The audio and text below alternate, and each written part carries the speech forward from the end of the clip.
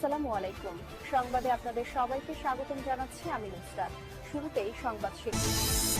বাংলাদেশের সর্বশেষ গুরুত্বপূর্ণ আপডেট সংবাদ আপনাকে স্বাগত। শুরুতেই সংবাদ শিরোনাম, পরে বিস্তারিত। প্রথমেই জানাবো আমাদের হাতে থাকা সর্বশেষ গুরুত্বপূর্ণ সবথেকে তাজা আপডেট সংবাদ। জুলাই বিপ্লবকে ব্যর্থ করতে নানা ষড়যন্ত্র দানা বাঁধতে শুরু করেছে বললেন মামুনুল হক। ছাত্র জনতার অংশগ্রহণে হওয়া জুলাই বিপ্লবকে ব্যর্থ করতে ষড়যন্ত্র দানা বাঁধতে শুরু করেছে বলে মন্তব্য করেছেন খেলাফতে মজলিসের আমির মাওলানা মামুনুল হক। আজ পিরোজপুরে নেছারাবাদ উপজেলার সরকারি স্বরূপকাঠি মডেল মাধ্যমিক বিদ্যালয় মাঠে জামাত ইসলামী নির্বাচনী জনসভায় তিনি এমন মন্তব্য করেছেন। এরপর জানাবো ফের 11 দলীয় জোট গঠন করল জামাত, যুক্ত হলো আরেকটি নতুন দল। জামাত ইসলামের নেতৃত্বাধীন 10 দলীয় জোটে যুক্ত হয়েছে বাংলাদেশ লেবার পার্টি। এটি ফের 11 দলীয় জোটে রূপ পেল। আজ বকবাজারে জামাত ইসলামের কেন্দ্র কার্যালয়ে আয়োজিত 10 দলীয় নির্বাচনী ঐক্যের নেতাদের বৈঠক শেষে প্রেস ব্রিফিংয়ে নতুন এই দলের যোগদানের ঘোষণা দেয়া হয়। এদিকে চট্টগ্রামে তারেক রহমান কাল 4 জেলায় 6 জনসভা। ত্রয়োদশ জাতীয় সংসদ নির্বাচন উপলক্ষে আয়োজিত জনসভায় বাংলাদেশে চট্টগ্রাম বিভাগে পৌঁছেছেন বিএনপির চেয়ারম্যান তারেক রহমান।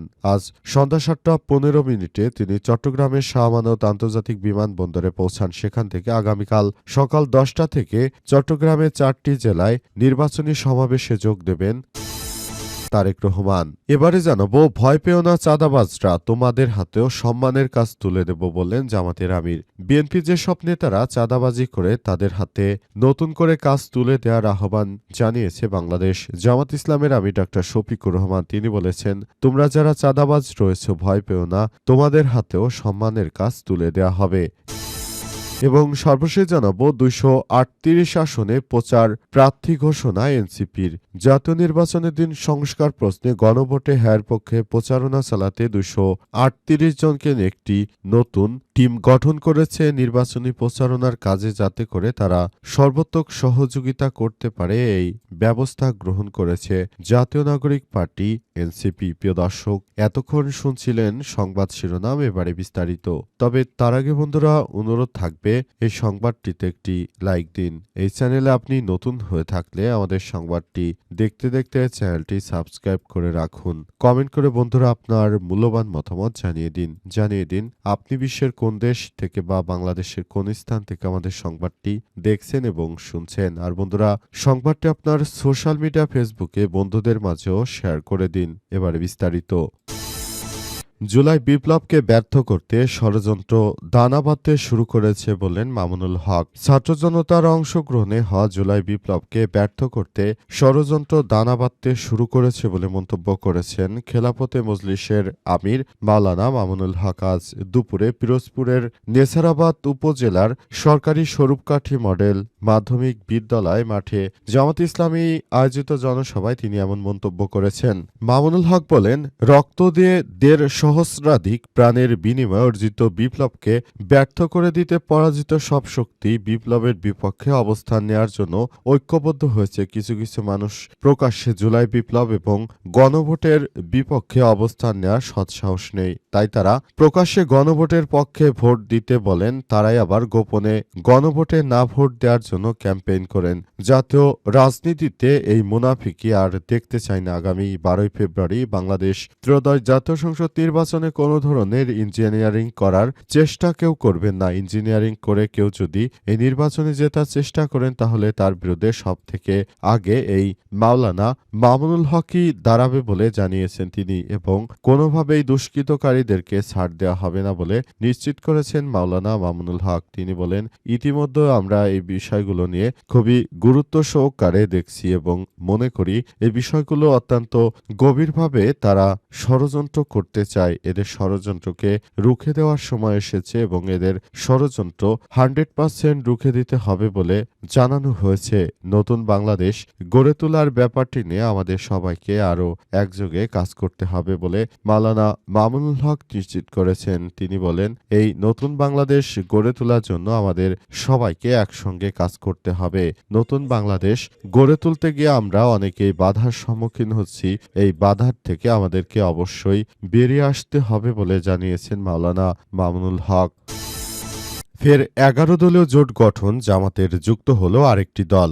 জামাত ইসলামের নেতৃত্বাধীন ১০ দলীয় জোটে যুক্ত হয়েছে লেবার পার্টি। ফের ১১ দলীয় জোটটি রূপ পেল দলটি এবার এই জোটে নতুন করে আসলে যুক্ত হওয়ার পর নতুন করে তারা আবার সবকিছু করছে এবং নতুন করে সবকিছু করার চেষ্টা করছে। অন্তর্বর্তীকালীন সরকারের প্রধান উপদেষ্টা প্রফেসর ডক্টর মোহাম্মদ ইউনূসের সরকার ক্ষমতা আসার পর তারা যে নতুন বাংলাদেশ গড়ে তুলতে চায়, সেখান থেকে মূলত তাদের এই কার্যক্রম শুরু হয়েছে এবং এই কার্যক্রম চলতে থাকবে আগামীতে। নতুন করে সবকিছু দেখভাল করার ব্যাপারটি তারা সামনে আনছে। তারা জানিয়েছে এনসিপি সহ অন্যান্য রাজনৈতিক দল যেভাবে নতুন বাংলাদেশ গড়ে তুলতে চায়, তাই সেজন্য লেবার পার্টিও নতুন করে জোটে যুক্ত হয়েছে। যদিও এর আগে ইসলামী আন্দোলন বাংলাদেশ নামে শুধু তারা ইসলামী আন্দোলন, কিন্তু প্রকৃতপক্ষে দেশে কোনো আন্দোলনেই তাদের পাওয়া যায়নি। তারা একটিমাত্র শেখ হাসিনার বিরোধী আন্দোলনও সক্ষমভাবে কোনো আন্দোলন করতে পারেনি। শুধু শুধু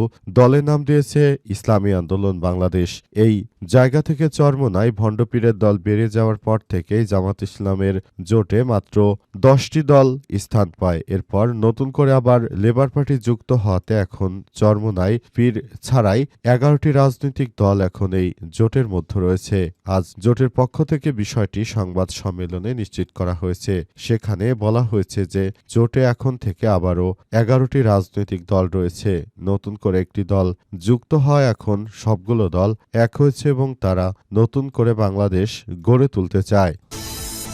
চট্টগ্রামে তারেক রহমান আগামীকাল ৪ জেলায় ৬ জনসভা। ত্রয়োদশ জাতীয় সংসদ নির্বাচন উপলক্ষে জনসভায় অংশ নিতে চট্টগ্রামে পৌঁছেছেন বিএনপির চেয়ারম্যান তারেক রহমান। আজ সন্ধ্যা ৭টা ১৫ তিনি চট্টগ্রামে শাহ আমানত বিমানবন্দরে অবতরণ করেন। বর্তমানে সেখানে তিনি থাকবেন। আমির খসরু তাকে রিসিভ করে নিয়ে যান, কারণ চট্টগ্রামের নেতা আমির খসরু তার সঙ্গে রয়েছে। আগামীকাল তিনি বিভিন্ন জনসভায় বক্তৃতা করবেন তারেক রহমান ইত্যাদি। ইতিপূর্বেই তিনি দেশের বিভিন্ন জায়গায় জায়গায় গিয়ে তারপর সবকিছু করছেন।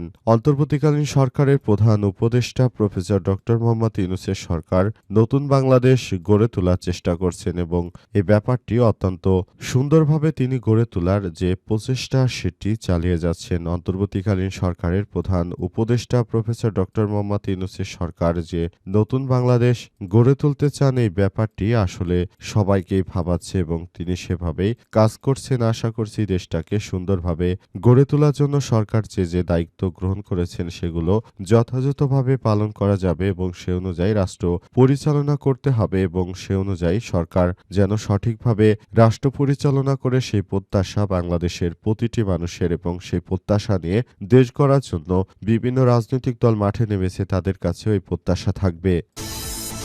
ভয় পেও না চাঁদাবাজ, তোমাদের হাতেও সম্মানের কাজ তুলে দেব বললেন জামাতের আমির। চাঁদাবাজদের হাতে সম্মানের কাজ তুলে দেওয়ার কথা জানিয়েছে বাংলাদেশ জামাত ইসলামের আমির ডক্টর শফিকুর রহমান। তিনি বলেন, ভয় পেও না চাঁদাবাজ, তোমরাও এই সমাজেরই মানুষ।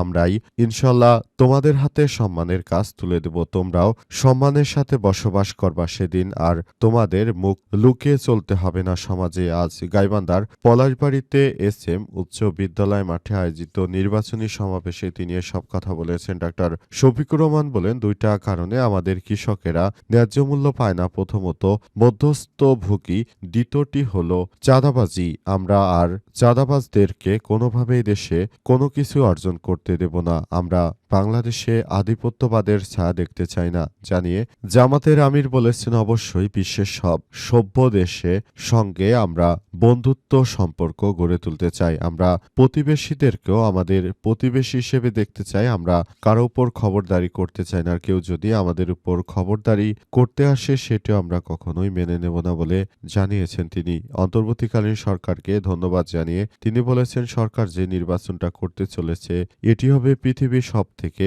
ভালো সুষ্ঠু মানের একটি নির্বাচন। সরকার আমাদের সেই প্রতিশ্রুতি দিয়েছে, আমরা প্রতিশ্রুতি অনুযায়ী অন্তর্বর্তীকালীন সরকারের দেয়া প্রতিশ্রুতি অনুযায়ী কাজ করতে চাই। এবারের নির্বাচনে সবাইকে নিয়ে একটি শক্তিশালী সরকার গড়ে তুলতে চাই, সেই প্রত্যাশা ব্যক্ত করে জামাতের আমির বলেছেন, আমরা একটি শক্তিশালী রাষ্ট্র কাঠামো গড়ে তোলার মধ্য দিয়ে নতুন বাংলাদেশ গড়ে তুলতে চাই, যে বাংলাদেশে আর কোনো দারিদ্রতা থাকবে না।